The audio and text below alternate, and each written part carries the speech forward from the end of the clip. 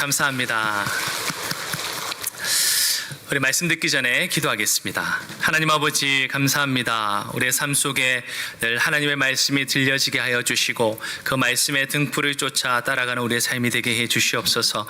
세상은 혼돈과 여러 어둠으로 가득하지만 하나님께서 우리의 모든 걸음을 그 말씀을 통해 인도해 주실 때 우리는 가장 복되고 아름다운 그 삶을, 그 길을 걸어가게 될 줄 믿습니다.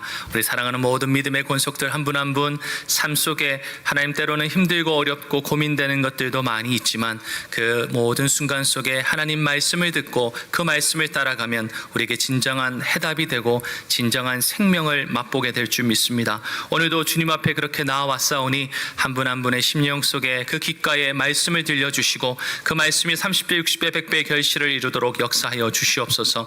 말씀을 들음으로 우리의 육신이 나음을 입게 하여 주시고 말씀을 들음으로 우리의 상한 심령과 우리의 그 모든 마음 또 우리의 모든 영혼이 다시 한 번 더 소생케 되는 역사 허락하여 주시옵소서. 그래서 주님 앞에 아름답게 그 믿음을 쫓아 살아갈 뿐만 아니라 주님을 기쁘시게 할 그 비전과 사명을 꼭 붙들고 마음껏 달려가는 우리의 인생이 되도록 붙들어 주시옵소서. 오늘도 말씀 속에 은혜 주실 줄 믿고 감사드리며 살아계신 예수님의 이름으로 기도합니다. 아멘. 우리 옆에 분들하고 한번 인사했으면 좋겠습니다. 환한 미소와 함께 반갑습니다. 사랑하고 축복합니다. 특별히 처음 뵙는 분이면 반갑습니다. 꼭 인사해 주시면 좋겠습니다. 잘 나오셨습니다. 반갑습니다. 우리 지난주에 우리 홈커밍 주일로 우리 아이들 포함해서 총 30분이 이렇게 오게 됐습니다. 그래서 얼마나 감사하든지요. 제가 기도한 것보다 하나님이 더 풍성히 이렇게 주셔서 하나님은 우리의 생각보다 더 능히 일하시는 분이다라는 생각이 참 많이 들었습니다. 1부에도 오시고 또 2부에도 오시고 또 오시는 분들 계시는데 여러분들 많이 응원해 주시고 또 여러 사정이 있어서 또 못 오시는 분들도 계시고 또 격주로 오시겠다 약속하시는 분들도 계시더라고요. 여러분들 함께 계속해서 우리 공동체 가운데 따뜻한 사랑과 교제와 또 예배를 할 수 있도록 여러분들 많이 기도해 주시기를 부탁드립니다. 여러분들 미션이라고 하는 영어 단어를 들어보신 적이 있으실 겁니다. 그래서 이 임무 또는 과제 혹은 사절이나 파견이라고 하는 그런 뜻을 가진 영어 단어입니다. 본래 이 미션이라고 하는 단어는 이동을 의미하는 라틴어 어구인 MIT라고 하는 그 어근이 있는데요. 그 어근과 연결되어 이렇게 만들어진 단어입니다. 그래서 어떤 면에서 이 미션이라고 하는 뜻은 파견이라고 하는 뜻을 그렇게 표현하는 것이 가장 적절하지 않을까 생각해 볼 수 있죠. 그래서 해외로 이동하여서 수행하는 임무에 어떤 면에서는 국한되어서 이 미션이라고 하는 단어가 원래는 쓰여졌다고 합니다. 그런데 이후 이것이 확장되어서 종교적인 임무에 대해서도 그렇게 의미를 담게 되어서 지금은 우리가 한 번쯤 들어보셨겠지만 선교라고 하는 그 뜻을 가지고 미션이 쓰여지기도 합니다. 물론 이 미션이라고 하는 단어를 들으면 유명한 영화의 미션 임파서블이 생각나시기 때문에 아마 임무나 과제 등으로 더 많이 이해될 수도 있겠지만 이 기독교에 있어서 우리 신앙에 있어서 이 미션은 또 다른 의미, 즉 선교라고 하는 아주 중요한 의미 또한 표현하고 있다는 거죠. 제가 간략하게나마 이 미션이라고 하는 단어의 조금 역사와 그 내용을 추천을 조금 나누었는데요. 그렇다면 이 미션이 뜻하는 선교, 이 선교는 과연 왜 해야 하는 것일까요? 수많은 교회들이 선교를 한다, 또 선교를 해야 한다라고 주장하고 또 그것을 감당해 가고 있습니다. 저희 교회도 예외가 아니죠. 그런데 의외로 이 선교를 왜 해야 됩니까? 라고 물어봤을 때 해야 한다고 해서 하는데요 라고 하는, 그래서 그 목적과 의미를 우리가 잘 이해하지 못한 채 그렇게 있는 경우가 의외로 적지 않습니다. 소위 선교 사역에 마음이 있는 어떤 특정한 사람들이나 또는 그룹들이 하는 것이라고도 우리가 오해할 때가 있다는 거죠. 오늘 본문의 말씀을 통해서 우리가 미션, 즉 이 선교라고 하는 불리는 이 사역에 대해서 우리가 참 의미와 그 가치를 좀 되돌아보면 좋겠다 싶습니다. 오늘 본문이 포함된 마태복음 28장을 보시면 예수님께서 부활하셨어요. 그리고 부활하신 후에 제자들 앞에 그 모습을 드러내십니다. 그리고 우리가 잘 아는 것처럼 예수님께서는 이 부활하셔서 하늘로 승천하시기 전까지 이 땅에서 제자들과 40일이라고 하는 시간 동안 그렇게 함께 보내 보내시죠. 그리고 그 승천하시기 전에 가장 중요한 말씀을 남기셨는데 마치 유언처럼 제자들에게 가장 하고 싶은 그 말씀, 소중한 말씀을 그렇게 언급하셨다는 거예요. 그것이 바로 오늘 본문에 있는 말씀입니다. 그리고 이것을 우리는 소위 대위임령, The Great Commission이라고 부르고 있다는 거죠. 이것은 한편 세계 선교를 위한 선언문이라고도 말할 수 있습니다.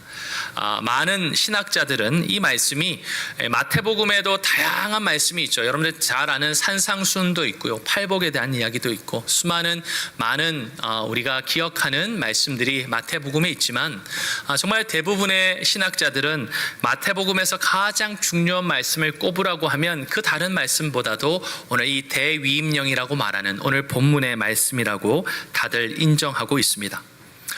한편 예수님께서 부활하시고 승천하시기까지 40일 동안에 지내면서 제자들에게 오늘 말씀을 보면 정말 어찌 보면 분량적으로 보면 한 20초 정도밖에 될 것 같지 않은 이 짧은 말씀을 그렇게 하고 있기 때문에 어떤 학자들은 달랑 이것만 말씀하셨으리 있을까 그렇게 반문하기도 합니다. 저도 그 말씀에 그 이야기에 동의합니다. 더 많은 분량의 얘기들을 분명은 예수님께서는 40일 동안에 제자들에게 말씀하셨을 겁니다.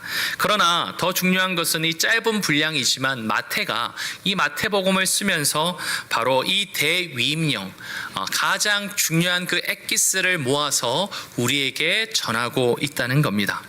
자, 그런데 여러분, 이 대위임령이라고 불리는 오늘 이 말씀은요, 단순히 예수님께서 마지막으로 주신 그냥 하나의 우리에게 들으라 하는 그냥 구절 정도가 아니라 이 지상에 남아있는 모든 교회들, 그리고 저와 여러분이 한 사람 한 사람 교회이지 않습니까? 우리가 예수 그리스도를 구주로 믿는 한 구원받은 성도로서 우리가 모인 이 모든 공동체를 우리는 교회라고 부르죠. 그래서 지상에 있는 이 교회가 어떠한 정체성을 가졌는지, 또 이 교회가 어떻게 하나님이 주신 귀한 사명을 감당할 사역들을 해가야 되는지를 분명히 우리에게 알려주는 길잡이 같은 역할이 바로 이 대위임령이라고 하는 말씀에 담겨져 있다는 겁니다.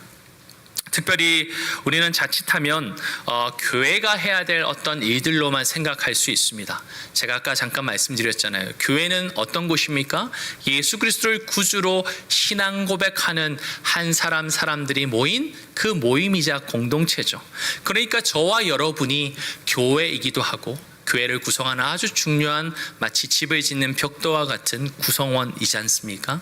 그런 의미에서 오늘 이 대위임령을 교회에게 하신 말씀이기도 하지만 그 교회의 한 구성원이자 교회 자체인 저와 여러분에게도 주님이 분명히 하고 계시다는 거예요. 무엇 때문에요? 저와 여러분, 우리 모든 성도들이 어떻게 살아가야 하는지, 어떻게 신앙생활을 해야 하는지에 대해서 우리에게 분명한 그 방향을 제시해 주고자 오늘 주님께서는 유언과 같이 이 땅을 떠나시면서 우리에게 하신 그 말씀의 엑기스를 이 마태는 대위임령이라고 하는 이 구절로 만들어 우리에게 전해주고 있다는 것입니다. 더욱이 예수님이 다시 오시는 그날까지 이것을 지속해야 된다라는 점에서도 오늘 이 그리스도인들에게 이 대위임령은 아무리 강조해도 결코 지나치지 않을 것입니다. 사랑하는 성도 여러분, 여러분들이 이 땅 가운데 예수를 믿고 구원을 받아 누리며 살아가시는데 왜 주님은 여러분들을 그리고 저를 이 땅에 남겨놓고 계실까요? 천국에 그냥 부르셔도 될 텐데, 그리고 여러분이 그리고 저가 함께 구성하고 있는 이 교회를 이 땅에 왜 남겨놓고 계실까요? 그것은 바로 주님이 우리에게 기대하시고 맡기고 싶은 사명이 있기 때문에 그렇다는 겁니다.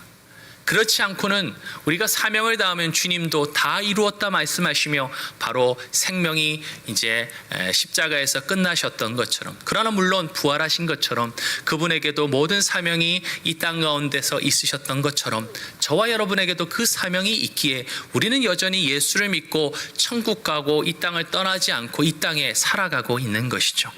그런 면에서 오늘 이 대위임령, 예수 그리스도께서 우리에게 유언과 같이 하신 이 말씀은 교회뿐만 아니라 어떤 무형의 존재로 우리가 그냥 교회를 떠올릴 것이 아니라 저와 여러분 그리스도인 모두에게 주시는 우리의 삶의 분명한 방향이고 우리가 바라봐야 될 사명인 줄 믿습니다. 그런 점에서 저를 비롯해서 우리 한 분 한 분 모든 성도들께서 오늘 이 말씀을 통해서 나의 삶의 방향, 내 신앙의 방향을 다시 한 번 더 생각해 볼 수 있기를 바랍니다.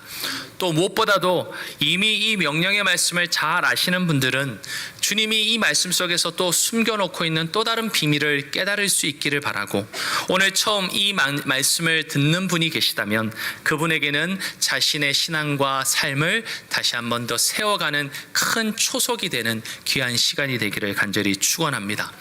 또 뿐만 아니라 제가 다음 주에는 이 말씀을 가지고 동일하지만 우리 청량교회, 우리 공동체가 어떻게 이 대위임령의 말씀을 살아낼 것인가, 우리 교회가 어떻게 나아갈 것인가, 특별히 또 우리 공동체 가운데 교회 사역들을 주님이 다양하게 맡기시는데, 그러면 우리에게 주신 이 선교의 사역을 우리가 어떤 방향으로 꾸려가야 될 것인지를 오늘 이 말씀을 통해서 다음 주에는 제가 함께 좀 나누려고 합니다.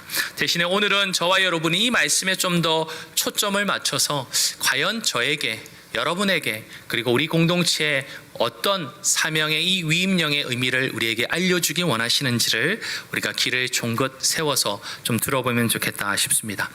여러분들 오늘 본문의 말씀을 잘 보시죠. 그러면 이 같은 대위임령의 말씀, 이 사명을 선포하시고 부여하시는 분이 누구십니까? 여러분들 성경의 말씀을 한번 보십시오. 18절에 우리가 읽었지만 예수께서 말씀하셨다는 거예요. 즉 이 대위임령의 사명을 선포하고 부여하시는 분은 바로 예수 그리스도십니다. 그런데 그분이 어떤 분이라고 지금 설명하고 있냐면요, 하늘과 땅의 모든 권세를 가지셨다, 그렇게 말하고 있죠. 하나님께서 부여해 주셨습니다. 하나님께서 부어주셨다는 거예요. 여기서 주셨다라고 하는 단어는요, 조금 어려운 표현일 수 있지만 신적 수동태의 모습으로 되어 있습니다. 즉 예수님이 십자가에 죽으시고 부활하셔서 내꺼 해서 스스로 쟁취하신 것이 아니라 하나님께 전적으로 순종하였을 때 하나님이 그 예수 그리스도께 어떻게 해요? 그렇게 주신 것이라는 거예요. 그래서 예수님은 받은 것, 하나님으로부터 무엇을요? 하늘의 권세, 땅의 권세, 그 모든 것을 그렇게 부여받게 되었다고 우리에게 가르쳐주고 있습니다. 그래서 예수 그리스도는 십자가와 부활을 통해서 여호와 하나님으로부터 바로 이 하늘의 권세, 이 땅의 권세를 모두 다 받으셔서 이제 만물, 모든 이 세상 만물 속에 가장 뛰어난 이름이 되셨던 거죠. 그래서 빌립보서 2장은 우리에게 이렇게 말씀하고 있습니다. 우리 한번 같이 읽겠습니다. 이러므로 하나님이 그를 지극히 높여 모든 이름 위에 뛰어난 이름을 주사 하늘에 있는 자들과 땅에 있는 자들과 땅 아래에 있는 자들로 모든 무릎을 예수의 이름에 꿇게 하시고 모든 입으로 예수 그리스도를 주라 시인하여 하나님 아버지께 영광을 돌리게 하셨느니라. 아멘. 바로 이런 권세와 이름을 가지신 예수 그리스도께서 오늘 제자들에게 바로 이 대위임령의 사명을 바로 맡기셨다는 겁니다.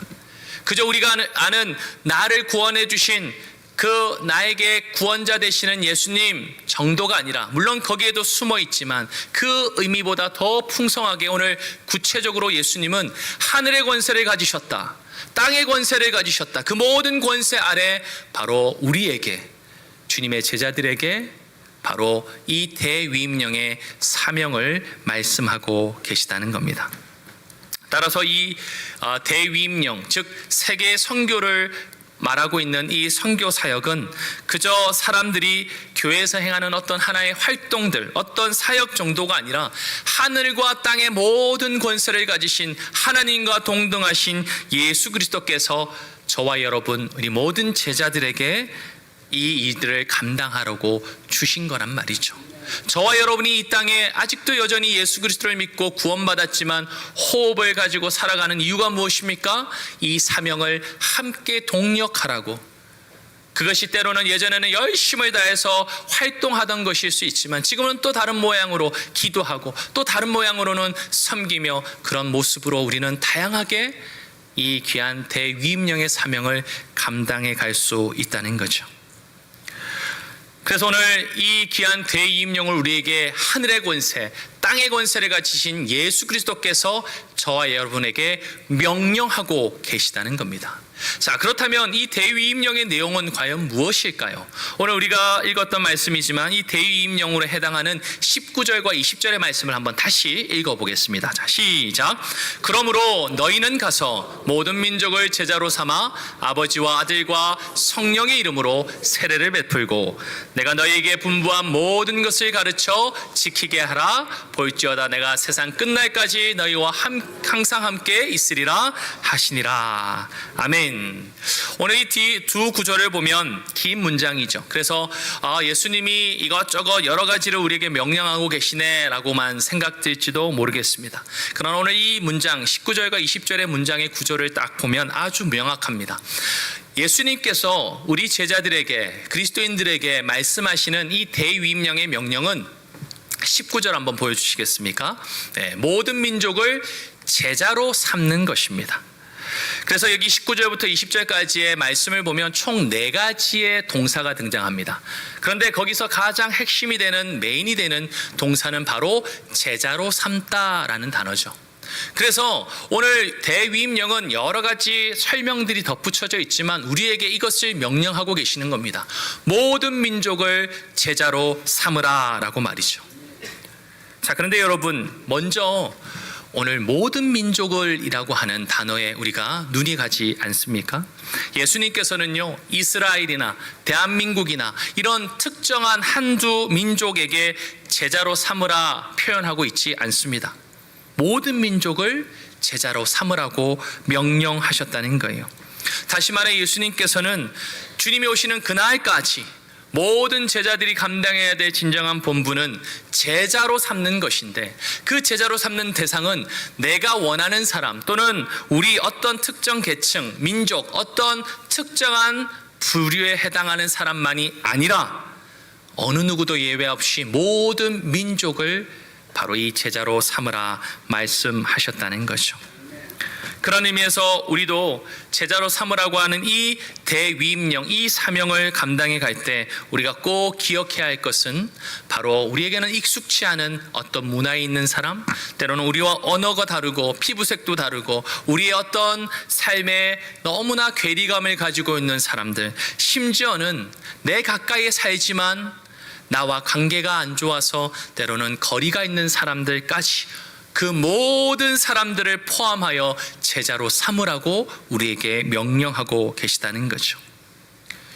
특별히 곁에 있는 99마리의 양을 두고서 잃어버린 한 마리 양을 찾아 헤매이는 그 목자처럼 바로 예수 그리스도께서는 그 사랑과 그 한량없는 관심으로 바라보고 있는 사람이 한 사람도 예외 없이 모두라는 것을 우리에게 다시 한 번 더 가르쳐주고 있습니다. 그래서 우리는 오늘 이 대위임령의 말씀을 마음에 새기고 살아가면서 꼭 기억해야 될 것이 모든 민족이라고 하는 것을 잊어서는 안 된다는 거죠. 내가 원하는 사람, 내가 할 만한 사람, 나에게 관계 속에서 좋은 사람만이 아니라 때로는 내가 가보지 않은 먼 거리에 있는 사람도, 때로는 내가 만나본 적도 없는 사람도, 심지어는 내가 관계가 불편해서 안 보고 싶은 사람까지도 내가 모든 민족을 제자로 삼으라는 이 명령 가운데 우리는 두어야 된다는 것이죠. 특별히 이 모든 민족을 이라고 얘기하고 또 특별히 제자를 삼는다라는 이 말씀을 통해서 우리는 이 대위임령의 뜻을 밝히 알아가게 됩니다. 그런데 이것만으로 부족하죠. 그래서 주님은 우리에게 아주 중요한 3가지, 즉 19절과 20절에 있는 또 다른 세 동사들을 통해서 우리에게 설명해 줍니다. 하나가 뭐냐면 가다라는 동사고요, 두 번째는 세례를 베풀다, 또 세 번째는 20절에 있는 것처럼 가르치다라는 동사입니다. 이 3개의 동사를 통해서 모든 민족을 제자로 삼는다는 것이 과연 어떤 의미인지를 우리에게 알려주고 계시다는 거예요. 자, 그런데 성도 여러분, 여기서 우리가 한 가지 조금 짚고 넘어갈 게 있습니다. 여러분들 제자라고 하는 단어를 들으면 어떤 마음이 드십니까? 수십 년 동안의 한국교회는 이 제자라고 하는 단어가 제자훈련이라고 하는 단어와 매우 밀접하게 연결되어서 사용되어 왔습니다.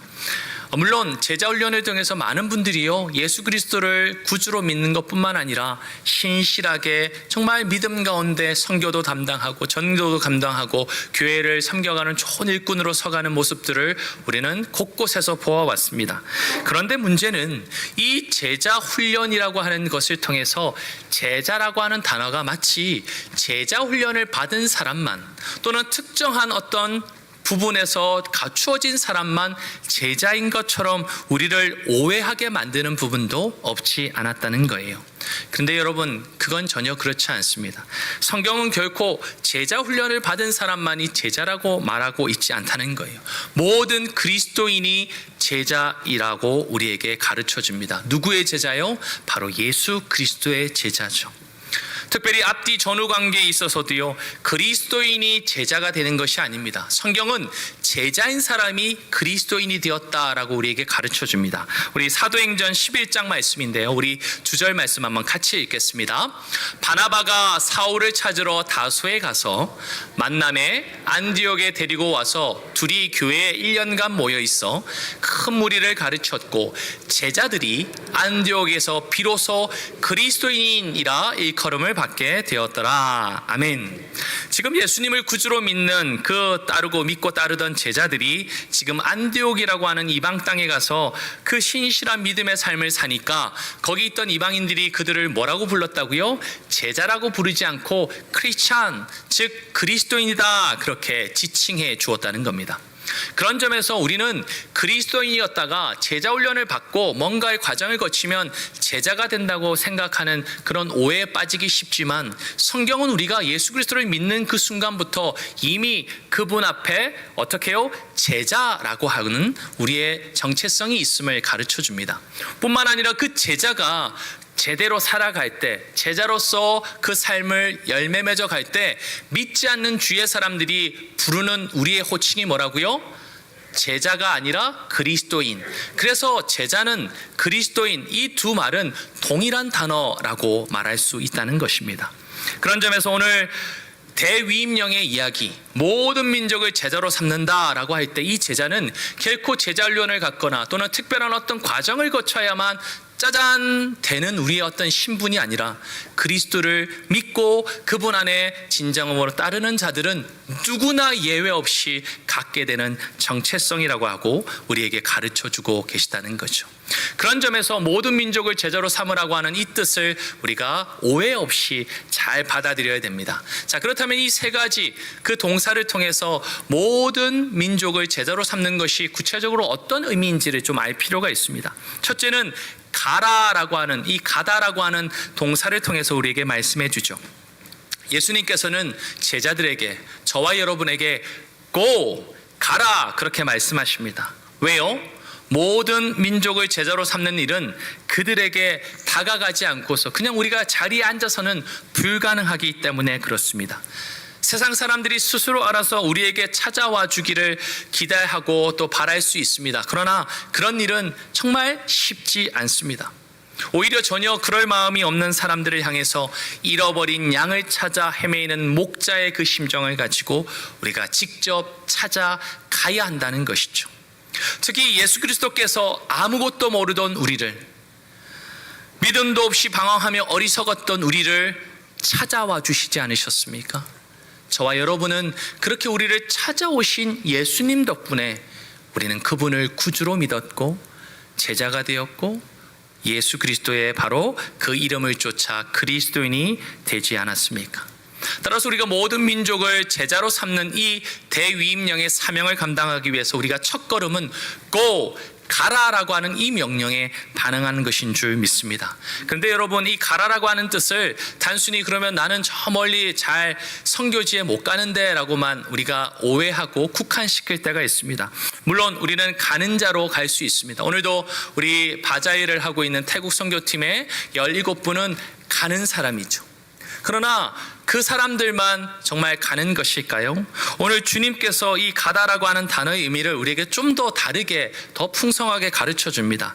여러분들, 가다라고 하는 이것은 물리적으로 한 장소에서 또 다른 장소로 이동하는 개념이기도 하지만 오늘 예수님이 말씀하시는 이 가다라고 하는 것은 단순히 이런 장소적인 이동만이 아니라 우리가 나아가야 될 대상, 즉 모든 민족을 향한 우리의 마음과 관심을 뜻하고 있다는 것입니다. 즉 우리가 나아가야 될 그 대상을 향해서 우리가 마음을 가지고 관심을 가지고 그것을 쏟아내느냐라고 하는 것을 우리에게 묻고 있는 말씀이죠. 예를 들어 어떤 두 사람이 있다고 칩시다. 어떤 사람이 우연히 마주칠 때마다 야, 한번 보자 이렇게 하고 지나갑니다. 어제도 그렇고 오늘도 그렇고 또 내일도 만나서는 야, 한번 봐야지 하고 지나가면서 언제 만날 건지 어디서 만날 건지 아무런 얘기도 안 하고 지나갑니다. 여러분들 그 두 사람은 만날 마음이 있을까요? 없을까요? 네, 제 생각으로는 없습니다. 자, 주님이 오늘 가라고 할 때 이 가는 것은 물리적으로 이동하는 것도 뜻하지만 우리가 다가가야 될 그들을 향해서 무엇을 갖는 거죠? 마음을 쏟는 것, 관심을 쏟는 겁니다. 아까 예를 들었던 두 사람이 정말 관심을 가지고 마음을 쏟는다면 한번 봐야지 하고 끝나지 않고 물어볼 겁니다. 언제 시간 되냐? 어디서 볼까? 그리고 그들은 분명히 만날 겁니다. 오늘 주님이 우리에게 가라라고 하는 것은 단순히 물리적인 이동만이 아니라 우리가 주님 모든 민족을 제자 삼으라고 하는 그 모든 대상을 향해서 우리의 마음을 쏟고 우리의 관심을 가지기를 주님은 요청하고 계시다는 거죠. 이어서 두 번째로 모든 민족을 제자로 삼는 일은 세례를 베푸는 것입니다. 여러분들 예수님께서는요 이 땅에서 살아계시는 동안 누구에게도 직접 세례를 베풀지 않으셨습니다. 심지어는 12 제자들에게도 예수님은 세례를 베풀지 않으셨습니다. 오히려 예수님은 세례 요한으로부터 세례를 받으셨죠. 그리고 공생애를 시작하셨습니다. 그런 점에서 이 세례는 예수님께도 아주 중요하고 또 우리에게도 아주 중요한 의미를 가르쳐 줍니다. 여러분들 세례가 무엇입니까? 예수 그리스도를 구주로 믿고 삶의 주인으로 영접한 사람이 교회 온 회중들 앞에서 공개적으로 저는 그 예수 그리스도를 구주로 믿습니다 라는 신앙 고백의 행위고, 또 그 신앙 고백을 우리가 믿음으로 뭐합니까? 성부와 성자와 성령, 오늘 말씀으로 친다면 아버지와 아들과 성령의 이름으로 그렇게 하는 예식이 바로 세례이지 않습니까? 그런 점에서 기독교인이 되었다라는 것을 우리에게 공개적으로 표해 주는 것이 바로 세례이기도 합니다.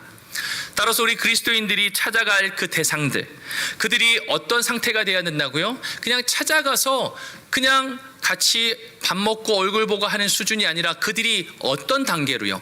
예수 그리스도를 구주로 믿고 그래서 그분은 나의 진정한 삶의 주인입니다, 구원자입니다 라고 신앙 고백함으로써 성부와 성자와 성령의 이름으로 세례를 베푸는 그 모습이 바로 모든 민족을 제자로 삼는 우리의 사명의 모습이라는 거죠. 그런 점에서 사랑하는 성도 여러분, 우리가 세례를 드리게 되는 세례식을 거행하지 않습니까? 이 일은 얼마나 중요한지 모릅니다. 저는 우리 교육자들에게 아주 강조합니다. 세례는요, 여러분들 받고 싶으셔도요, 한 번밖에 못 받습니다. 평생에. 2번 받으면 어떻게 돼요? 이단이 됩니다. 네, 이 세례는 내 평생에 한 번 내가 구주를 온전히 내 삶의 진정한 구원자로, 삶의 주인으로 모시고 그것을 공개적으로 신앙 고백할 때 가능한 거죠. 그래서 이 세례는 우리가 어떤 사람이 되는 거예요? 과거에는 그저 죄 가운데 뒹굴면서 옛사람으로 살았지만 이제는 그리스도 예수를 믿고 그분이 주시는 은혜로 말미암아 새 사람이 되는 것을 우리가 공개적으로 보여주는 것이고 공개적으로 인정받는 것인 줄 믿습니다. 바로 그 일이 오늘 무엇이 하라고요? 모든 민족을 제자 삼는 그 일의 아주 중요한 한 모습이라고 우리에게 가르쳐주고 있습니다. 또 한편 이 세례는 단순히 물을 뿌리는 행위로 끝나는 것이 아닙니다. 여러분들 오늘 본문의 19절을 한번 볼까요? 아버지와 아들과 성령의 이름으로 세례를 베푼다 말합니다. 그런데 여기서 이름이라고 하는 단어는요, 헬라 원문으로 보면 복수가 아니라 단수입니다. 아버지의 이름이고 아들의 이름이고 성령의 이름인데 정작 여기서 쓰고 있는 이름은 단수한 존재의 이름이라고 가르쳐주고 있습니다. 그런 점에서 오늘 성부, 성자, 성령의 이름으로 세례를 베푼다는 것은 바로 성부, 성자, 성령 삼위이시지만 동시에 본질적으로는 하나이셔서 한 존재이신, 그래서 삼위일체의 하나님을 믿는다는 것도 포함하고 있습니다. 여러분, 이슬람교를 믿는 이 무슬림들은 알라신, 그 알라신을 단일신으로 믿습니다. 유대교의 유대인들은요, 우리가 구약은 같을지 모르지만 그들은 이 예수 그리스도, 그리고 성경에서 말하고 있는 삼위일체 하나님이 아닌 그저 여호와 하나님 한 분을 단일신으로 믿습니다. 그래서 우리가 기독교에 우리의 삼위일체 하나님을 믿는다는 이 고백은 너무나 중요한 것이죠. 그리고 우리가 제자를 삼는 일에 있어서, 이 세례를 베푸는 일에 있어서 중요한 그 모습이 뭐라고요? 이 삼위일체 하나님을 진심으로 믿고 고백하는 것이고, 그 이름을 쫓아 바로 세례를 받는 것, 그것에 해당된다는 것입니다. 따라서 그것으로 인해서 우리는 어떤 존재가 됩니까? 앞에서도 언급했던 것처럼 과거에 죄악으로 물들어 있던 옛사람을 벗어버리고 그리스도 안에서 새 사람을 잊게 되는 것이죠. 에베소서 4장은 이래서 우리에게 이 말씀을 전합니다. 우리가 같이 한번 3절 말씀 읽겠습니다. 시작.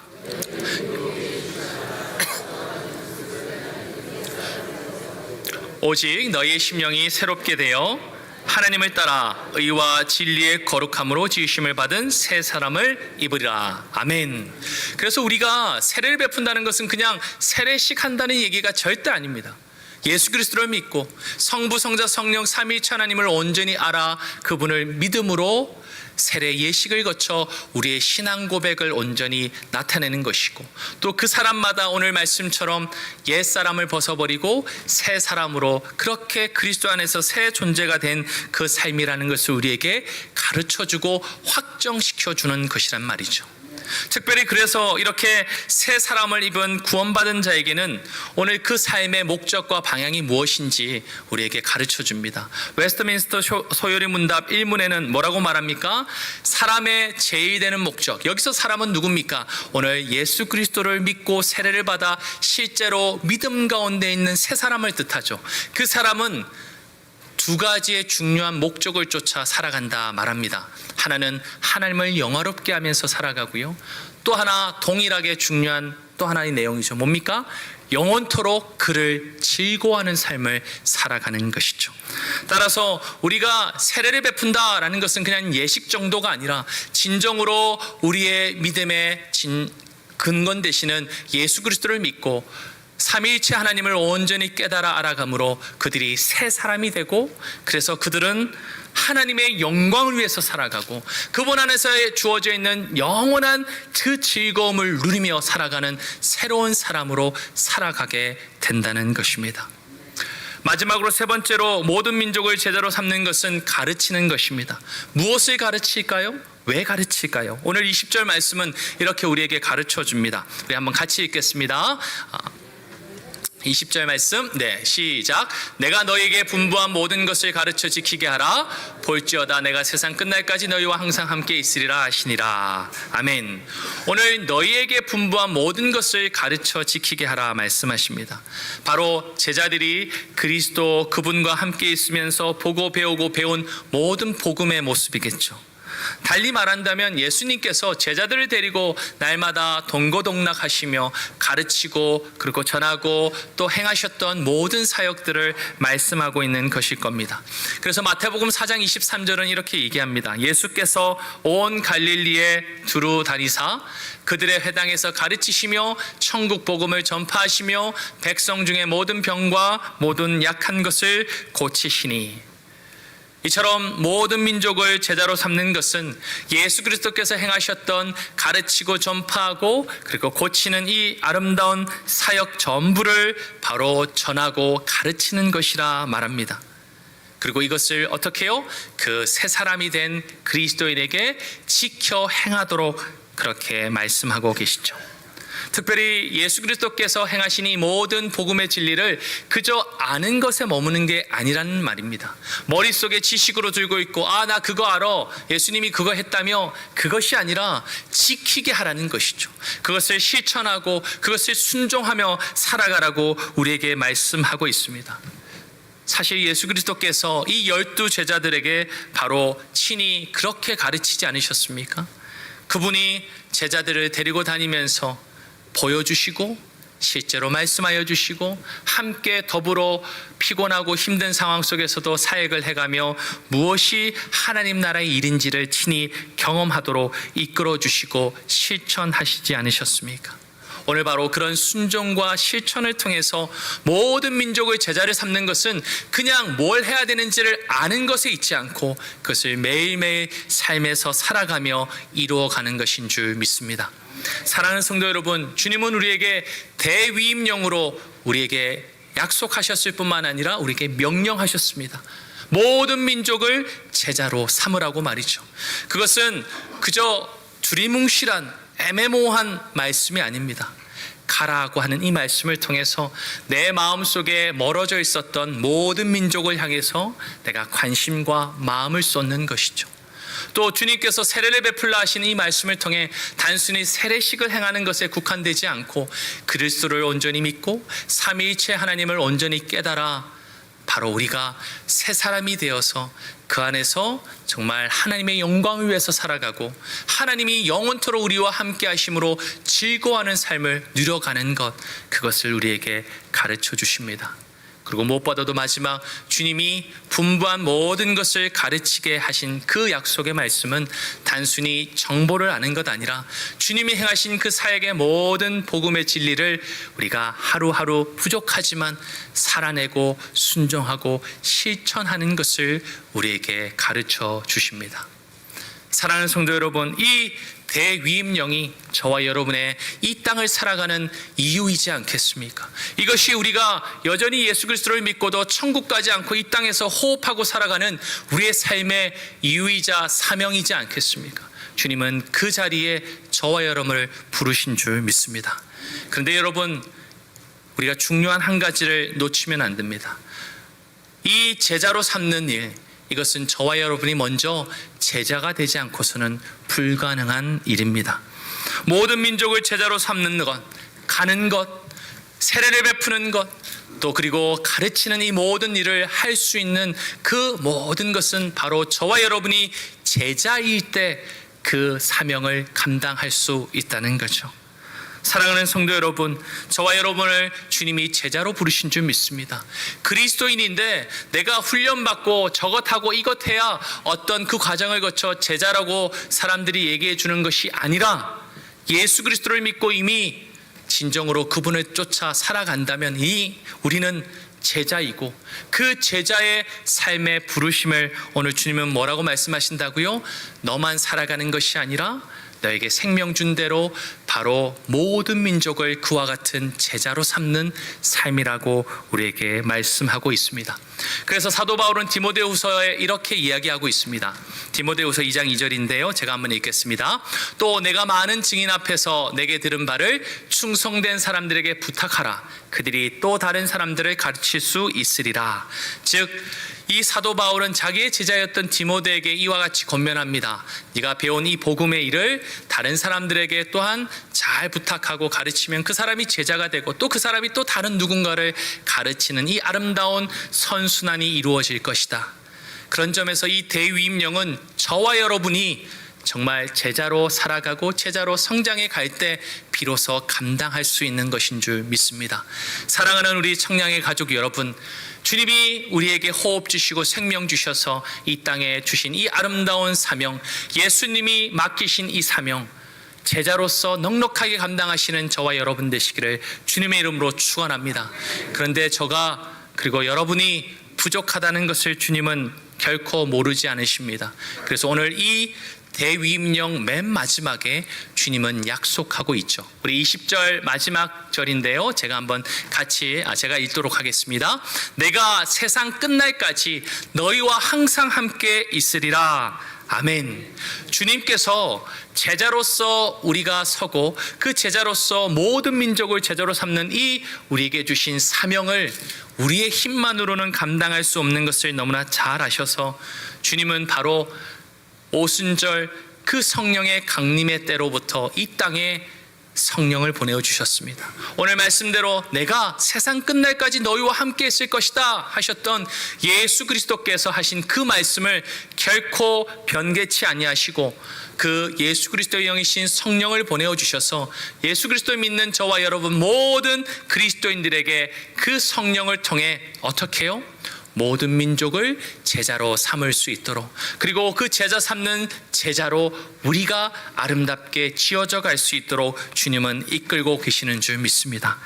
그렇기에 사랑하는 우리 청량의 가족 여러분, 그 주님이 부르신 이 사명, 이것은 괜찮은 사람, 제자 훈련한 사람 또는 저런 누군가 그 사람만 할 수 있다고 우리가 오해하지 않고, 저와 여러분 그리스도 안에 있는 모든 주의 백성들 가운데 부르시는 이 주님의 아름다운 사명, 예수님께서 맡기신 이 사명 위에 날마다 살아가시는 저와 여러분 되시기를 주님의 이름으로 축원합니다. 그럼 주님께서 친히 성령으로 함께해 주실 줄 믿습니다.